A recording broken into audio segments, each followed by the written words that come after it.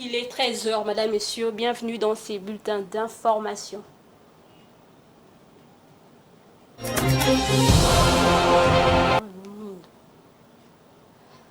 Le président de la République, Félix Tshisekedi, va présider ce mercredi 15 novembre la dernière conférence de gouverneurs de son premier quinquennat. Cette réunion vise à promouvoir une collaboration harmonieuse entre les provinces et les gouvernements centraux. Il sera question de mettre d'avis et des recommandations sur le politique à mettre en œuvre et sur la législation à adopter par la République. Et puis l'économie de la RDC se porte bien. C'est l'une des déclarations du président de la République hier mardi, faite dans son discours adressé à la nation devant les deux chambres du Parlement réunies en congrès. Ce discours est le dernier de la législature. Pendant près de 2 heures, le chef de l'État est revenu sur ses 5 ans à la tête du pays. Il a évoqué quasiment toutes les questions majeures liées à la vie nationale. Suivez les condensés de ces discours que vous propose Fiston Oliko.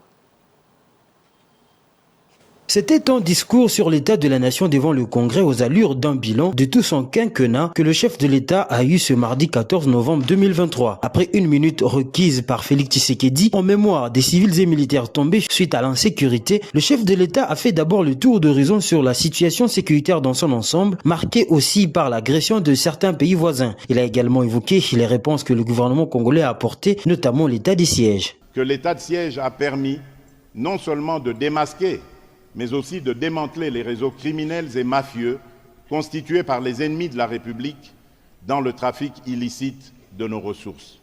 L'état des sièges qui a fait l'objet d'une table ronde dont les recommandations ont amené à un allègement des mesures irrélatives. Dans le même registre, le chef de l'État n'a pas manqué de dire un mot sur le retrait de certaines forces étrangères, notamment celles de l'EAC et de la MONUSCO, mais aussi l'avènement de la force de la SADC. Pour certaines, il est question de discuter des mécanismes de leur retrait.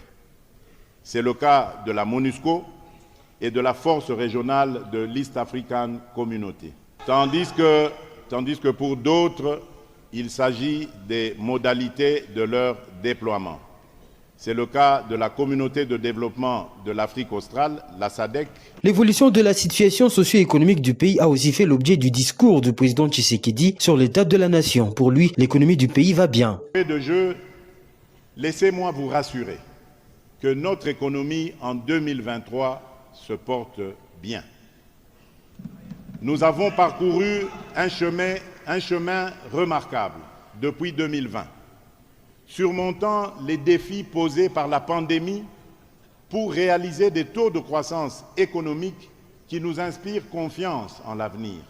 Plusieurs autres sous-secteurs de l'économie nationale ont été évoqués, notamment les mines, l'agriculture, qu'ils qualifient d'une alternative pour la diversification économique, mais aussi d'autres progrès, notamment la gratuité de l'enseignement, la couverture santé universelle avec la gratuité de la maternité et des soins de nouveau-nés, l'augmentation des salaires des agents de l'État, mais aussi l'amélioration du climat des affaires pour promouvoir le secteur privé. D'où Félix Tshisekedi a lancé en définitive un appel pressant à tous les Congolais.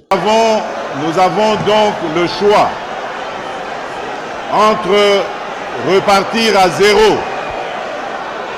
ou consolider les acquis de cet élan progressif en avançant main dans la main avec une vision claire et un but commun vers un avenir où chaque Congolais aura la possibilité de prospérer.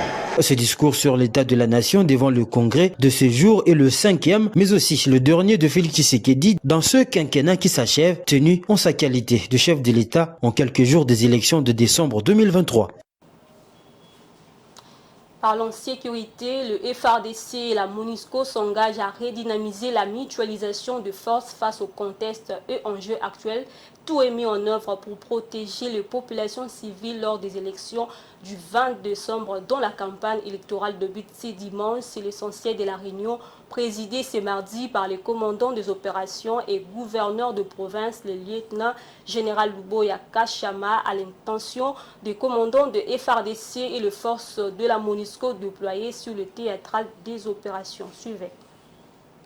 Le commandant des opérations et gouverneur militaire de l'Ituri, le lieutenant-général Luboya Kachama Johnny, a présidé une réunion de commandement mixte dans le cadre de la mutualisation de forces FARDC. MONUSCO, il a été question pour le commandant des opérations militaires en Ituri d'évaluer la situation sécuritaire opérationnelle ainsi que la mise en œuvre du mécanisme de protection des civils dans le cadre des mutualisations de deux forces en tenant compte des enjeux et du contexte actuel, celui des élections. Le porte-parole du gouvernement militaire et de FARDC en Ituri, le lieutenant Jules Ngongo, nous en dit plus. Il s'agissait des débriefings des opérations conjointes menées entre les forces armées et la MONUSCO dans le cadre de la mutualisation des forces. Également, évaluer les actions de perception environnementale et opérationnelle menées par les deux forces au profit de la population civile. Il était question aussi pour le commandant des opérations et gouverneur militaire, le lieutenant-général Luboya Kachama Johnny, de transmettre son GV en cette période cruciale des élections et aussi transmettre sa philosophie du commandement en tenant compte du contexte et des enjeux actuels comme effet final recherché pour nous en Ituri, de protéger la population de plus en plus et de créer un climat de confiance entre la population et les deux forces pour un aboutissement erré du processus de paix et du processus électoral. Rappelons que le travail abattu par les deux forces depuis l'avènement de l'état de siège a produit les résultats palpables au profit des populations civiles dans les territoires de Djougou, Mahagi et Irumu. Par ailleurs, les opérations militaires contre les ADF et les groupes armés locaux réfractaires au processus de paix initié par le chef de l'État, Félix Antoine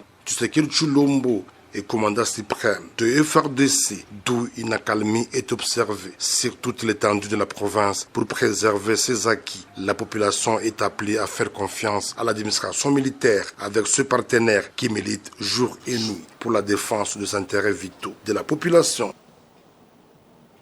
En international, pour terminer, profiter du potentiel africain dans l'industrie automobile de type électrique. C'est l'appel que lancent les entrepreneurs africains aux politiques et leaders du continent pour stimuler l'économie malgré son potentiel en ressources naturelles indispensables au marché des véhicules électriques. Le continent demeure à la traîne. Il est impératif d'actionner les leviers de l'industrialisation pour développer le continent et augmenter sa contribution à la valeur ajoutée manufacturière mondiale. Blaise Kouzola.